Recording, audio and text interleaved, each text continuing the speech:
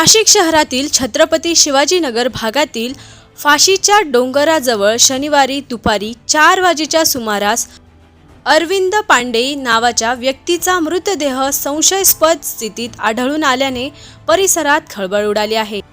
या व्यक्तीची हत्या झाली असावी असा प्राथमिक अंदाज वर्तवण्यात येत आहे। अरविंद पांडे हा 28 नोव्हेंबरच्या रात्रीपासून बेपत्ता झाला होता।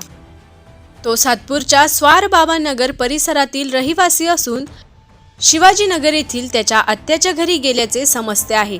अरविंद पांडे बेपत्ता झाल्यानंतर मित्रपरिवार आणि नातेवाईकांनी त्याचा शोध सुरू केला होता। शनिवारी दुपारी फाशीच्या डोंगराजवळ त्याचा मृतदेह आढळल्याची माहिती मिळताच त्यांनी घटनास्थळी धाव घेतली। याविषयी मित्र आणि नातेवाईकांनी माहिती दिली। आज दुपारी माझा मित्र पप्पू पांडेच्या पुतण्याचा फोन आला की माझ्या काकाचा मर्डर झाला आणि आमचा तो चांगला जिगरी मित्र होता। कम से कम 15-20 वर्षाची ओळख होती आमची आणि अत्यंत होते त्याला पिण्या खाण्याची व्यसन, पण कोणासंग झगडे भानगडी करणार नव्हता।